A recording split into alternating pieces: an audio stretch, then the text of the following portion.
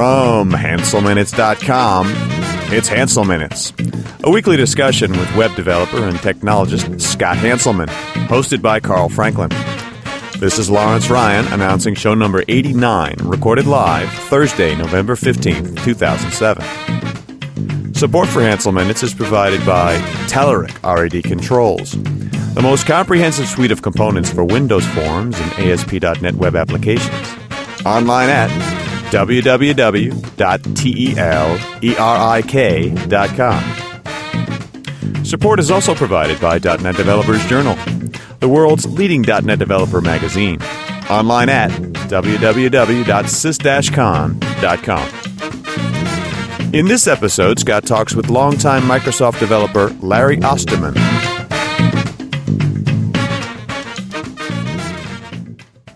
Hi, this is Scott Hanselman, and this is another episode of Hansel Minutes, and I'm sitting here in building 85 with Larry Osterman, longtime Microsoft employee. How long have you been here? Bit over 23 years.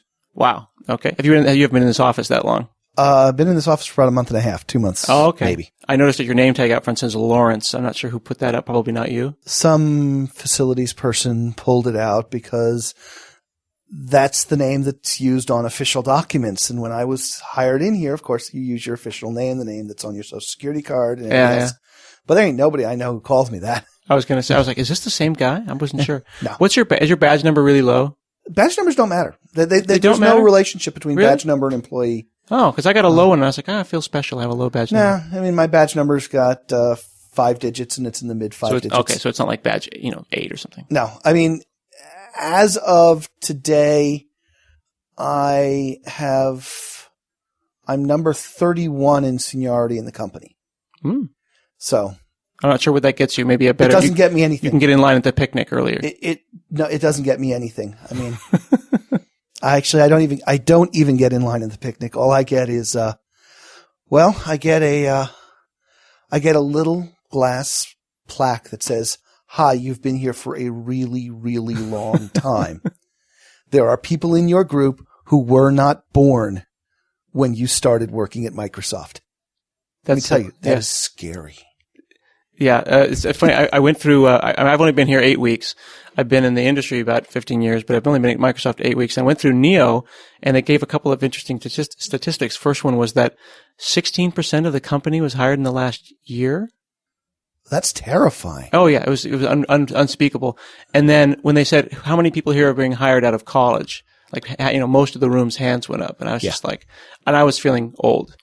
I was hired straight out of college. I've never worked in another company. Really? You've had one W-2 your whole life? I've had one W-2 my entire life. That has got to make the paperwork so much easier. Yeah, I mean, it's just that's great. Now, when you have that kind of perspective, I mean, you've got 23 years here, 23 years in the business. Why aren't you burned out? I mean, I'm burned out. I just kind of go, I'm going to become a nurse. I'm going to stop programming. I'm done. This is ridiculous. Computers are stupid. Don't you do that? No. The wonderful thing about working at Microsoft especially is that there's always something cool happening. There's always something really cool. And there is no other place in the world that you can work on something and have what you work on touch the lives of literally 1 billion people. I mean, there's 800 million people, 500 million people out there who are using software that I wrote. The stuff I worked on for Windows Vista, there's probably close to 100 million people using that. Now think about that. That's like insane that there's that many people using. And frankly, there's a ton of really cool things that Microsoft does. It really is. I mean, yeah, we're Microsoft. It's boring. But it's not. If you've got the right attitude, and it's just fun. Oh, I mean, in 23 years, I've done network file systems. I've done discovery agents. I've worked on email servers. I've worked on embedded chips for home automation.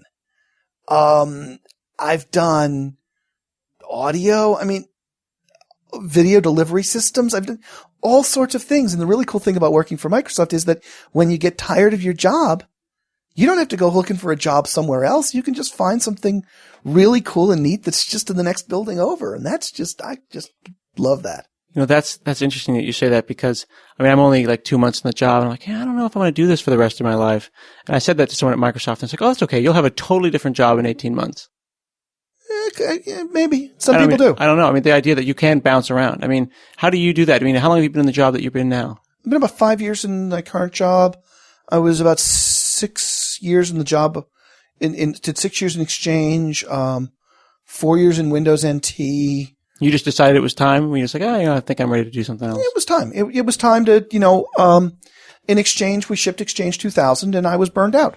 Mm-hmm. And I was burned out. And there's no question I was burned out. I was tired of doing it. And I said, okay, fine. I'm done. I'm out of here. And went and looked for a job and found something that was nice and low stress for a couple of years. And that was that embedded chip thing, which is a very small project. It was like 5 people working on it. And, when that one finally shipped, I went looking for another job. And in that case, another job found me, which was this job on the sound team. Yeah. So that's a good question. So what are you working on now? You're on the sound team. What kind of things are you working on?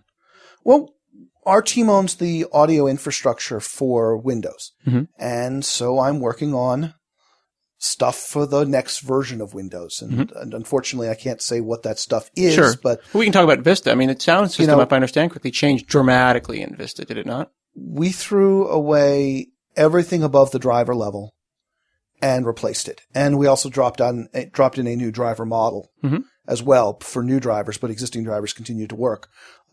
We changed, as I said, everything else. It all used to be running as drivers in the kernel, and we moved it all up into user mode. And we then rewrote all of the APIs that worked with the old system to work with the new system. Like one of the things that was from a user's perspective that I found the most surprising about Vista was when I clicked on the volume and I had separate volume for each application. That was mine. That was me. Was that seriously you? That was seriously me. That was the thing I was working on and had been working on for the past 4 years, more or less. And there's a lot of other things, but my big thing I'd been working on was per app volume and volume control in general was one of the things that I spent, oh my God, Microsoft has some guy who spent 4 years working on just the volume control? Oh yeah, actually he did. Microsoft did. It turns out actually it's a surprisingly hard problem, especially per application volume control, because what's an application? You can say we want per application volume control.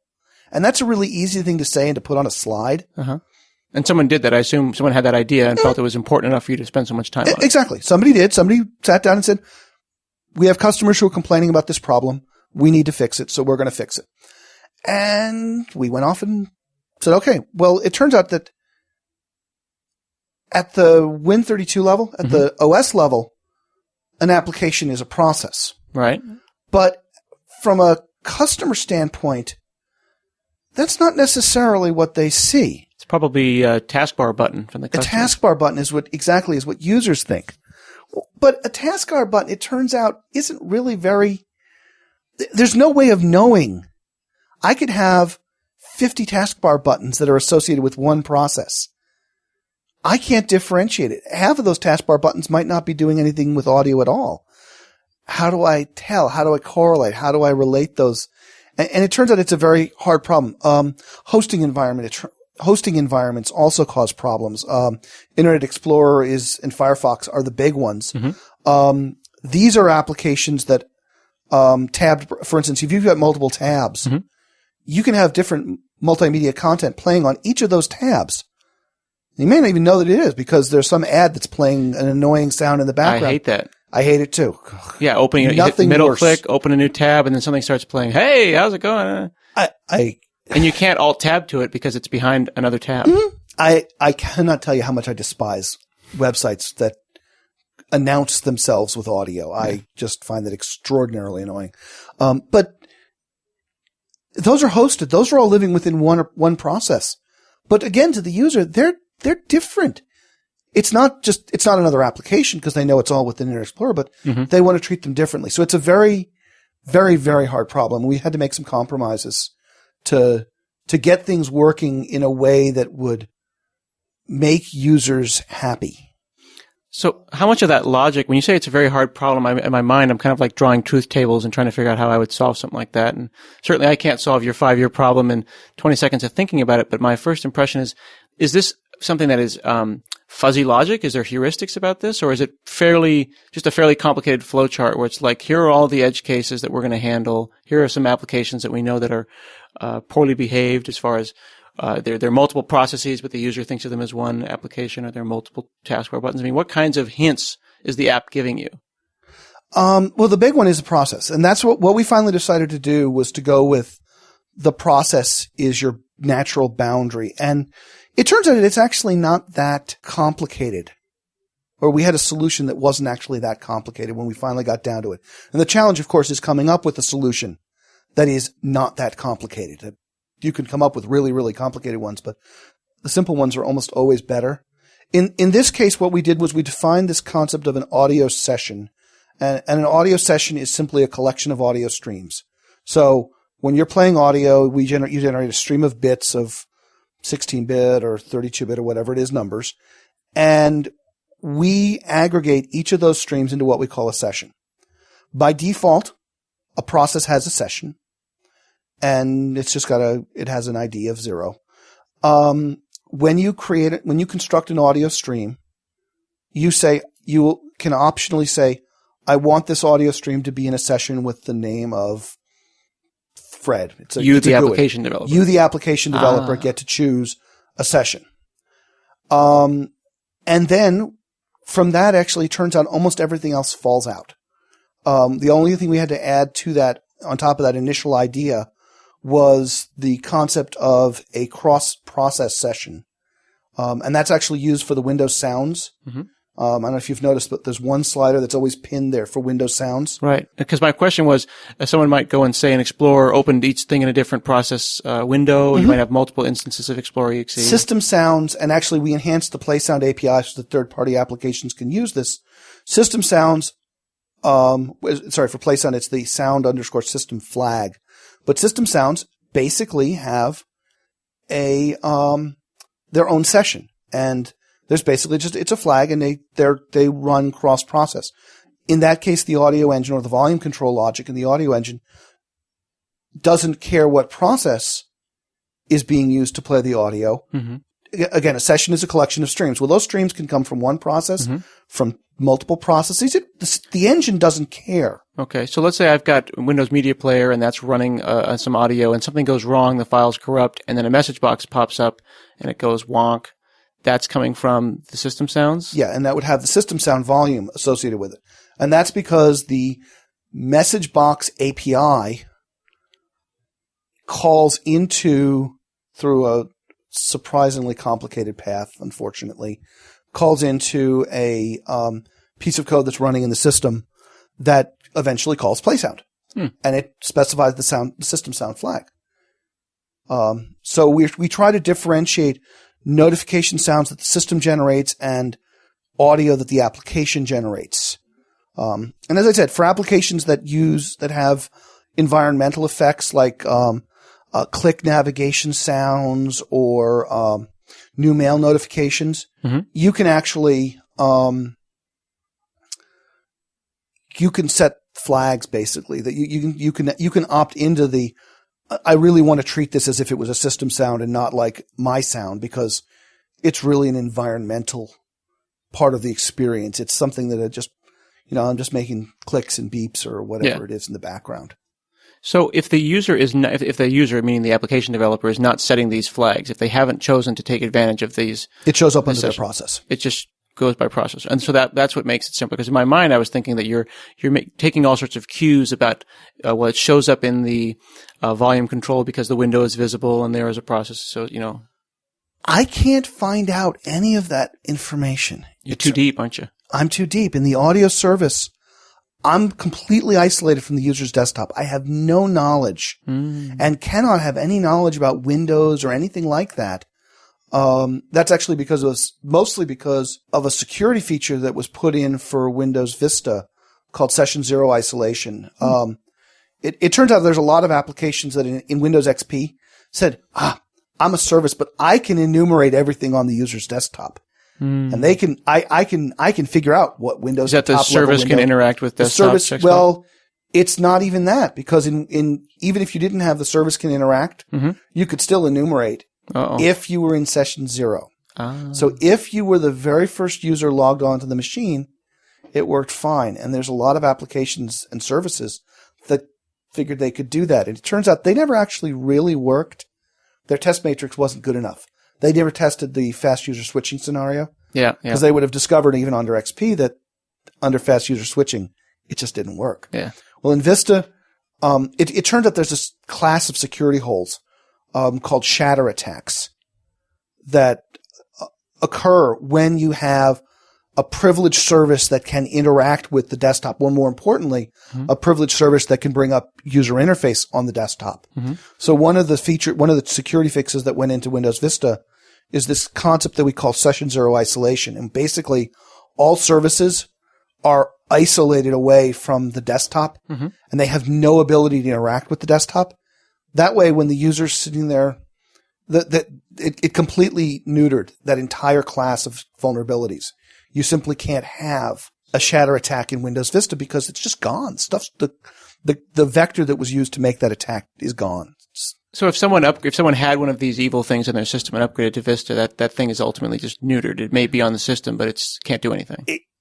Yeah, and it's not an evil thing, actually. It's very clear. It's not an evil thing that did this. It's just something that a programmer took a shortcut that he really shouldn't have taken. They're hapless, but they're not evil. They're hapless. They're not evil. But the problem is that their code sometimes has bugs in it. And that's where the problem came from. And that the original shatter attack was because there was a bug in some code. And it was an OS bug, if I remember correctly. But there was a bug in some code. And you could use this vulnerability, this class of attacks, to exploit and to own a person's machine. These apps have bugs in them sometimes. I mean, it's unfortunately the nature. And they would pop up their UI, and all of a sudden, the bad guy could take advantage of that. One of the particular cases I remember, there was an antivirus application. So you put a virus on your machine. The antivirus scanner says, "You have a virus on your machine." And the virus says, "Oh, look, the antivirus program just popped up." And then they exploited a vulnerability in the antivirus program. And I have no idea which one it is. Sure. But they've opened up the portal and the thing jumps through. And they jump through, and then the virus just jumped through and it's pretty clever. Infected. At my heart, I'm a security nutcase. I'm a security geek. That's my passion is security and the mechanisms around security and stuff like that. And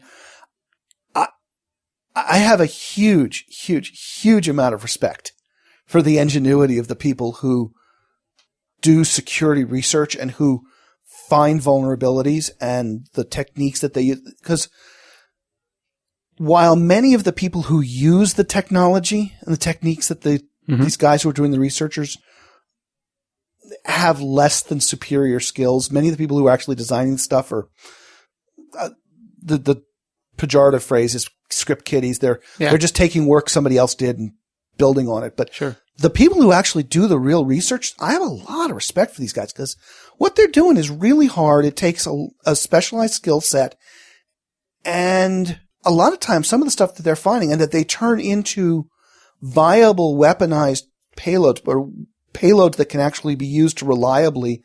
It takes a lot of work and a lot of time and practice and patience to find some of these things, and that's just cool. Watching this dance between the iPhone and the people who want to release the iPhone is unreal. It's like I look at Engadget yesterday. New iPhone update. Everything's back the way it was. We're all shut out. 20 minutes later, we're back. It's exactly right. If you open a TIFF file inside of the browser, then we're back. And then they get it down to the point where it's a web page. They got it down to the point where you could actually just visit a web page. And you can And think of I always have this image in my mind, and I know that we've got a big international audience, so forgive me, but I always imagine this 17-year-old Danish kid, who's off somewhere solving this problem. And they have just the patience of Job to keep poking bits out into space and then do a jump and see if that is a place to. That's exactly what they do. And some of these guys are really, really sophisticated. There was a talk I attended last year, and the presenter of the talk commented, this was about, hardware encryption. So it explicitly was about hacking game consoles. Mm-hmm.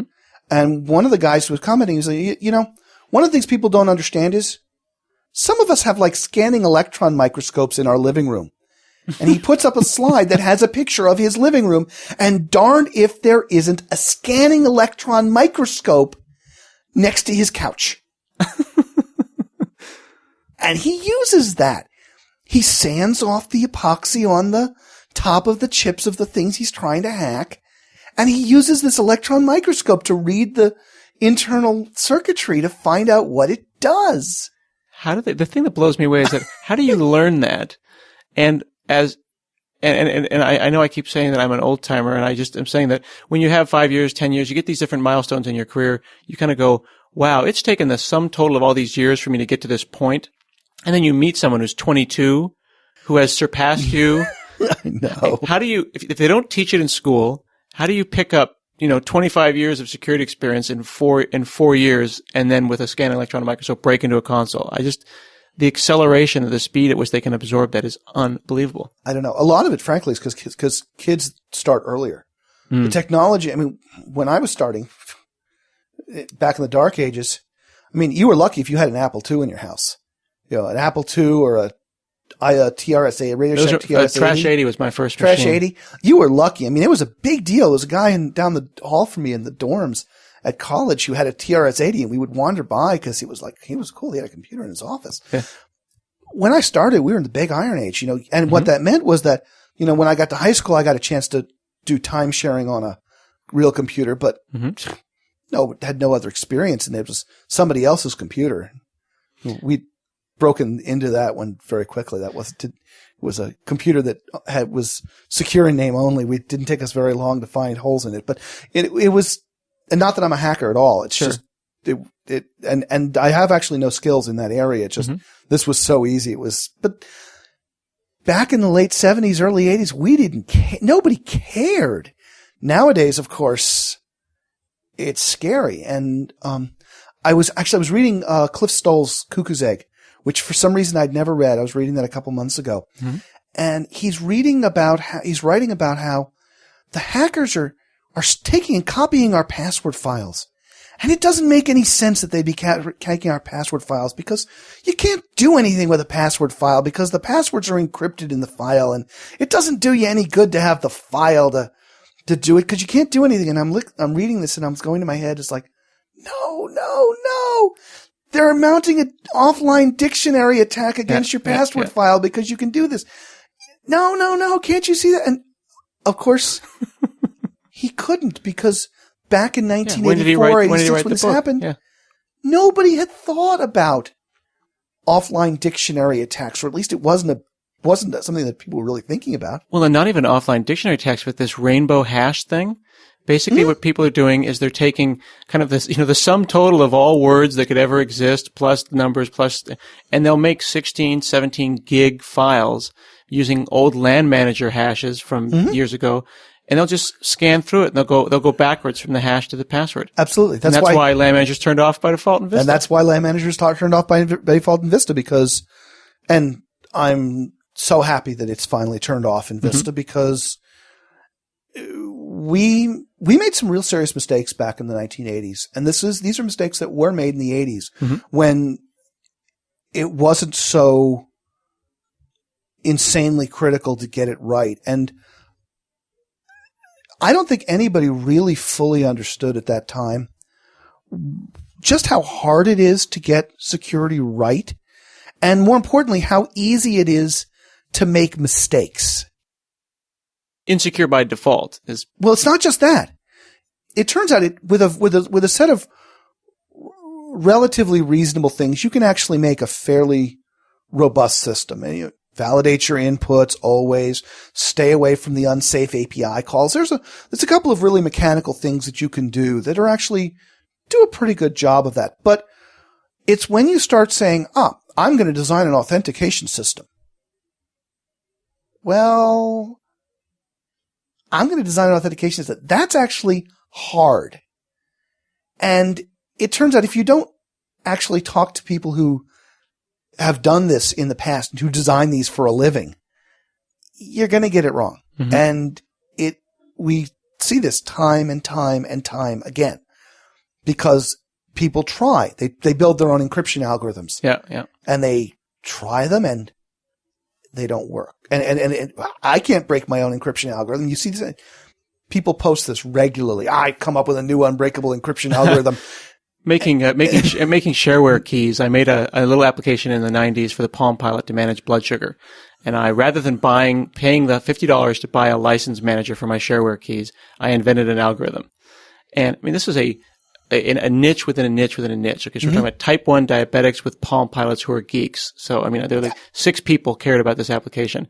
And there was an exploit and a crack within a week. Yeah. I'm not surprised. Yeah. It's very, very, very, very hard to get that right. And which is why, one of the things that Michael Howard and David LeBlanc in their writings to your code book, they're basically commenting, whenever you get the urge to design your own crypto system, resist it. Just don't do it. It's just not worth the effort because you're going to get it wrong unless you're like one of the 20 or 30 people in the world who are capable of designing encryption systems. And the same is true of authentication systems. Well, we rolled our own on some stuff back in the 80s, and we're only now able to cut the cord on this. And I'm just really, really, really, really happy that those systems that we deployed back in the 80s have now finally upgraded. Most people have gotten rid of their Windows 95, at least certainly our corporate customers, and who are the ones who care about these passwords and stuff like that. Most of them have gotten rid of their Windows 95 machines. They're now finally moving to operating systems, clients that can actually be secured and that have the ability to be secure. So for those listeners who don't have the context, we talked about LAN Manager briefly, and there's a number of DLLs and there LM, this and that. I mean, and you'll find those keys in Windows, but people may not necessarily have an understanding of that history. I mean, what is that and why is it still with us? When I started at Microsoft, we were just shipping DOS 3.1, which was for the PCAT, and the IBM had come up with a product called the PC LAN program, which was basically our very first networking client. We shipped a server, and IBM shipped a server for this, and this was the MSNet product. Its replacement was a product called LAN Manager, which shipped sometime in the 1980s, and was moderately successful. It was a competitor to the NetWare product that Novell had produced, and that was wildly successful. As I said, there were some deficiencies in the authentication algorithm, some really serious ones in the authentication algorithm that were identified after we shipped.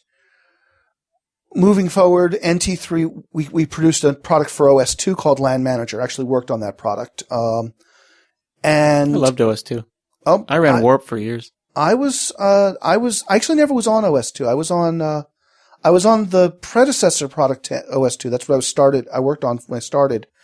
And I worked on, and I ended up staying on that project while we, end-of-lifed it, basically. We satisfied some corporate customer requirements that we had contracts with customers who had to deliver it. And, but I moved off that onto the LAN Manager project, which was a product for OS2, a network print server.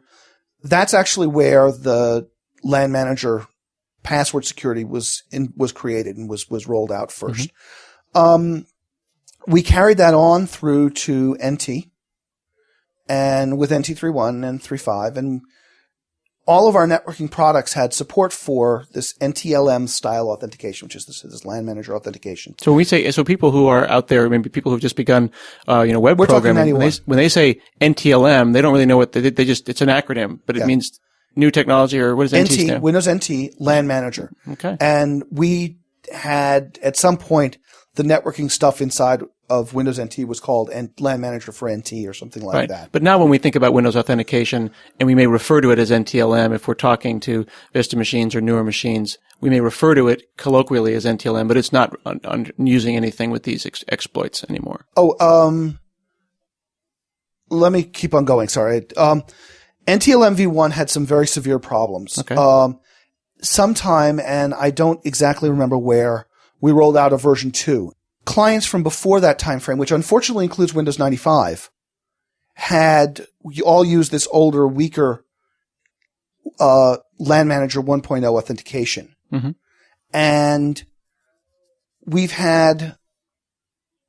been trying over the years to weed those clients out and not support it. And with mixed results. Finally now, all of those old clients are gone. And in Windows Vista, we finally cut the cord and said, okay, we will no longer support this old authentication mechanism. And what that means is that Windows 95 clients, which still use the weaker authentication, will no longer be supported. They can no longer interoperate or connect to NT machines using the poor authentication mechanism. They have to use some other mechanism. Mm-hmm. So then the term NTLM kind of just lives on to just mean Windows authentication. Sort of, yes. There are two styles of Windows authentication right now. Okay. There is NTLM, which is this NTLM v2 protocol. Okay. And then there is Kerberos, which was introduced with Windows 2000. Most of the time when you're talking from a domain-joined Windows computer that's running Windows 2000 or greater to another domain-joined Windows 2000 computer or later, you're using the Kerberos authentication mechanism to authenticate between the two. And Kerberos, it turns out, is a very high-quality, peer-reviewed, industrial-strength authentication system developed at MIT that we've adopted as our peer-to-peer authentication. And it's actually, as I said, it's very good, very high quality, is resistant to a huge variety of security attacks that the older protocol, the older NTLM protocol is vulnerable to. So it's a really much better solution. We still support NTLM for non-domain joined machines. So if you're not a member of the domain and you're trying to talk from one computer to another, when you're talking on your home, for instance, then we're going to use the NTLM authentication mechanism because Kerberos requires a domain. So this might be an odd question and an odd tangent, but at home I run a work group, so I've got a server. I think it's a Windows Home server or whatever. And in order to be able to access shares, I have to have another user I make local to that machine with the same name and the same password. And I have to keep those passwords kind of in sync manually. And the wife doesn't know that this happens. So when she goes and she says whack whack server, how is that working? I mean, how is that hash lining up correctly? I don't know if I'm using the right terms, but how is she able to just seamlessly get access to that machine by virtue of the fact that I've put the same passwords on the same machine? Because there are three pieces to your password. Okay. There's your domain, your username, and the password. There's the three things that are used to authenticate you. Okay. To determine who you are. When you're a member of a work group, when you're not a member of a domain, your domain is the machine upon which you've been logged on. But not the work group. Because there is not the work group. Okay. When you go to contact another machine in the work group, it tries using the username, domain, and password. And as I understand it, and I may be slightly wrong on this, but on a non-domain joined machine, what the system does is it first tries to authenticate you using the domain, user, and password. If that fails, it says, oh, I'm going to throw away the domain part. Since I'm not in a domain, I'm just going to try the username and password, and I'm going to look it up in my local database. So when your wife connects or when you connect, you're accessing the machine, and it comes in and says, hi, I'm on, the kitchen computer, and accessing the server. And so you get kitchen, Scott, and Scott's password. That doesn't work. So the server then says, oh, okay, well, how about I just try the server and Scott's password? And that works. And that's how it lets you in. And that's where that. And that's that NTLM v2. That's done using the NTLM. Yes, that's done using the NTLM v2. So then that sounds like probably a good reason to be, maybe close enough. I know we can't go into the incredibly technical details, but the general idea, though, would be that it would be a lot more secure, easier to manage, centrally located if I just put a domain in my house. Which has its own set of issues. Yeah, exactly. Okay, putting a domain in your house has its own set of things that come along with them. Domains tend to be a little bit higher maintenance for most home users, myself included. It's not worth the effort. The added security I get is not worth the cost of The added security I get from rolling out a Windows 2000 or Vista server, Windows 2003, whatever, Vista server in my house, the added security I get as far as using Kerberos inside my house is not sufficient, in my opinion, personally, as to justify that. Other people may have others. Now, there may be other reasons why you want to deploy small business server in your house. You may want to deploy small business server because you want to do email management and you want to run a web server out of your house or something like that. And, that might make some sense. And that, I certainly know a lot of people who have done that. Yeah. And but I wouldn't actually deploy 2003 or 2008 or whatever just for the security, because the kind of attacks that I'm talking about that the current clients are vulnerable to don't typically involve home scenarios. They can theoretically, and there's absolutely are potential issues there. And I don't want to, but I don't see that being an issue for most customers. Years and years ago when Comcast cable first came out and they didn't partition things where you could actually go into the network neighborhood and see your neighbor. I used to connect to their printer and just print out messages. So they would show up and they'd have, "Hi, it's your neighbor. You might want to think about putting a password on your printer." Yeah, well, that's because they left the guest account open, and well, yeah, what do you know? There certainly are. Yeah. One last question I wanted to ask you that I thought that was really, really interesting in your blog, and I know that you've got to get going, is that you had a really great post talking about threat modeling, and you did threat modeling on a specific API. You basically took one thing, I think it was play sound. Yep. And you threat modeled the hell out of it. And I assume that you do that with any public API has to be given this kind of a treatment. My job, whenever anybody asks, what do you do? My answer is, I'm the guy who makes Windows go ding. It's one of the reasons why I really like this job, is because I can finally have I can explain my job in like 5 words. It's great. Yeah. So I use the PlaySound API, which is what makes the ding, and that I own. That's it, among other things, but I own that API among other things. So I chose that because it's an API that there's complexity associated with it, but it's simple enough that I can do a complete threat model for it in a blog post. Because I try to keep my blog posts to around 500 to 800 words. And really, I didn't realize you put that thought into it. Yeah. Yeah, I do. And I try to keep it in that range. I can write volumes, but frankly, it takes a lot of time. The more you write, the more time it takes. And I do this in my spare time, so I don't tend to. Sure. I can't devote huge amounts of time to it. So I want to be able to have something I could do in smaller chunks. Frankly, I think people get fatigued when they try to read really, really long things. Your eyes glaze over and you start going to textbook mode and you just sort of look for the highlights. So I wanted something small that could work and that actually had some real threats that would have to be mitigated. So that was why I chose that. So what's a PlaySound threat? I mean, if I'm going to attack PlaySound, what would I have tried and what would fail? Well, PlaySound plays a file. It plays a WAV file. Okay. We were talking and you had actually just made a post in your blog post about recovering a corrupted WAV file. Okay. Well, guess what? Corrupted WAV files are a really good way to attack PlaySound. If you wanted to attack PlaySound is an API that opens a file, parses the contents of that file, reads the contents of that file based on some of the information that was parsed from it, and then hands it to some other APIs to play. That's a lot of input you're taking on. There's a lot of input. There's a lot of data that has to be parsed, and that if that data isn't parsed correctly, bad things can happen. It also has modes where it will take a location in memory, again, parse it. So there are lots of inputs to this API. There's the file name itself. I'd start handing in really long file names. See whether you can trip a buffer overflow based on the file name.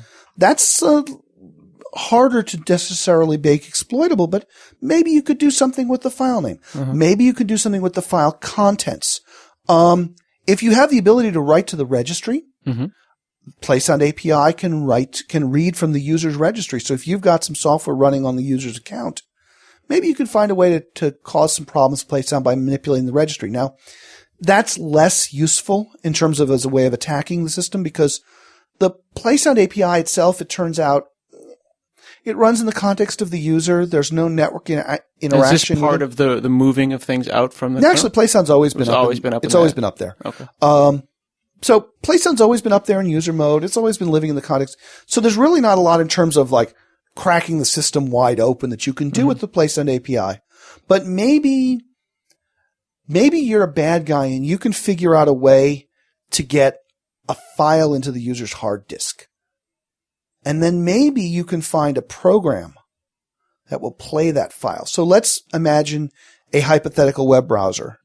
And I don't believe that there are any web browsers that do this, but let's imagine a hypothetical web browser and somebody says, oh, I want to implement the BG Sound HTML tag, which basically takes a WAV file. So it takes a path to a WAV file and plays that. That's how that stupid, annoying background sound we talked about gets played. Or one of the ways it gets played. I'm going to put exploit code I find I can exploit PlaySound, and I've got a browser that's going to call PlaySound. I'm going to put exploit code into my WAV file that will crack PlaySound. Now, what's the browser going to do? The browser's going to look at the file URL. It's going to take that URL off of my server. It's going to copy that file to the user's local hard drive, and then the browser is going to call PlaySound with the contents of that file. Well, I have two possible ways I can trick the browser. First off, I could pass a really, really long file name. Maybe the browser puts it into the local cache, but keeps the last portion of the file name. So maybe I can convince this non-existent browser to use that. Or maybe if I can find a file format vulnerability, I can trick that browser to cause PlaySound to read that file. And if I can cause browser to read that file, now all of a sudden I might be able to get code running in the context of the currently logged on user. So I've now elevated my privileges from anonymous, which is the internet, to running as the user. Now, you could say, well, it's the fault of the browser. The browser should be checking that. Well, how does the browser know that there's this vulnerable code living underneath it? It's just calling a system API. It's not doing anything that it sees as being anything particularly wrong. And I agree. And the fiction should not be in the browser. The bug is that the low-level API, if you have somebody who's calling it unexpectedly on behalf of input from an anonymous source, you could have a problem. And that's why it's important to do everything. And in fact, part of the SDL, security development lifecycle process, includes threat modeling every single feature in the system. And that, not necessarily every API is threat modeled, but certainly every feature, every component in the system. And for Windows Vista, we went through and we did threat models for a ton of the pieces of the operating system. We actually did a lot of work.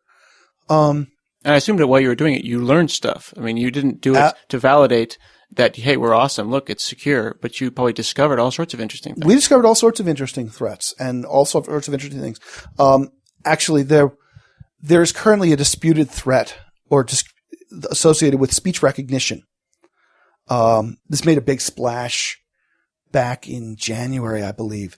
Somebody, I think it may have been George Wu, a ZDNet blogger, noticed that if he turned on speech recognition and played back a WAV file that he had recorded with the Windows recorder, that he could cause the WAV file to convince speech recognition to take actions on his behalf.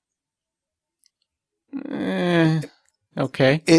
I mean, that's really clever. I think we've all had that idea at some point. But it's a threat. There is a threat there. Yeah, I suppose if I held a cell phone up to it, I could probably have people on the cell phone tell my computer what to do. The Common Vulnerabilities Database, the CVE people, this is a clearinghouse for vulnerabilities. The CVE people they believe that this is a vulnerability in Windows Vista. Microsoft disputes this. Microsoft believes that this is the Microsoft MSRC people have looked at it and they've said, I don't know about how important this is. Does that mean I can run down the halls of Microsoft here and start yelling format C: as I run by someone's office? You could, in fact, and if in fact they were running speech recognition, it's possible that if your speech recognition was trained to be able to recognize your voice, you could in fact cause problems. And so that's why I said it's disputed. Yeah. There are different people who believe differently. We actually found this as part of our threat modeling process, this was one of the threats that we covered, that we said, somebody could use speech recognition. And in the case of the audio team, we said, well, you're right, we could, but that's out of scope for the audio team. And then we sent a mail to the speech guys saying, hey, by the way, this is a theoretical issue. Mm-hmm. They made a decision, like MSRC did, that, we've got a lot of work to do. And the reality is that the severity of this particular vulnerability, and that is something you have to understand, is that security is a continuum. You can't fix every. They are going to hate me for saying this. The security guys are going to hate me for saying this, but it's a continuum. Okay. There is no such thing as perfect security. You can be completely insecure. That there is total insecurity, but there is no such thing as perfect security. It is a continuum. And at some point, when it comes time when you're in the business of shipping products, at some point you need to say, okay, we have to ship. We have to make a decision that a line where below this line, we're not going to fix it, and above this line, we are. Mm-hmm. You classify your threats according to the amount of damage that can be caused, the likelihood that they can happen, and you make decisions about what bugs you fix, what bugs you don't fix. Every bug that we know that could give an attacker the ability to completely take over the machine, we're probably going to fix those. Things that could cause an attacker to do something bad, some Microsoft guy told me that the bug level was set at the kill a kitten level, so that if the bug could potentially kill a kitten, then they would fix that. Otherwise, I think the bug's slightly lower than that. Actually, I suspect it's lower than considerably lower than that. It's a lot lower than kill a kitten because nobody wants to kill kittens. But you do have to make choices, and you are always making choices. Every time a bug is submitted, whether it's internal or external, every time a bug is submitted, a team looks at the bug and they say, okay, yes, we're fixing it. No, we're not fixing it. This is the nature of software development. Every bug gets looked at. Every bug gets a judgment call made on it. Now, the majority of the bugs that get submitted get fixed. Really is true. You may not believe it, but it's true. Most of the bugs do get fixed. So we're going to take care of most of them, but sometimes bugs come in where it's not as clear and it's not as obvious, especially when you get really close to shipping. Because the closer you get to shipping, there's actually risks associated with every change. Every time you change the source code has the possibility of introducing new bugs. So as you get closer to shipping, the bar for submitting new bugs gets really, really high. So fixing the bug could introduce an even worse bug. Because fixing the bug and we have seen this happen. We've had bugs taken very late in the game that have had to be fixed 1, 2, 3, 4 times because every time you change the code, every single time you change it, you open the possibility of doing it. And at some point, the bar becomes, okay, would we issue an MSRC bulletin for this bug? And if the answer is yes, by the way, then almost to the day we ship, if something comes in that we think the MSRC would issue a bulletin on this problem, we'll take that fix. Yeah. And if we're, like hours away and something like that comes in, we'll probably ship with it, but we'll make darn sure that by the time our customers get their hands on it, the fix is available so that their exposure is as minimal as humanly possible. I don't think that's ever actually happened where we've had something come in that close to shipping. So we've never actually had to do this, but we're going to do the right thing. We're going to do the right thing by our customers, which is to make as sure as we can that, they're safe.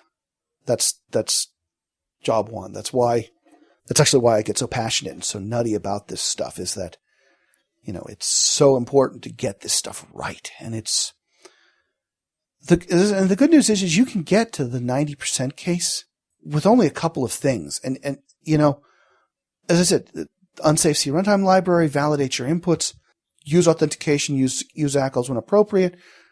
And you're 90% of the way there, it turns out.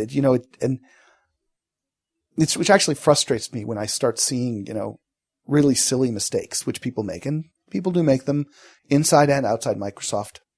You were talking about the TIFF vulnerability. Yeah. I was really surprised. I had not realized that they had reverse engineered and they'd found a variant of the TIFF vulnerability that they were reusing the TIFF vulnerability again. Yeah, this is in the iPhone. Yeah.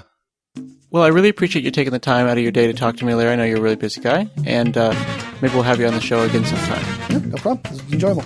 This has been another episode of Hansel Minutes, and we will see you again next week.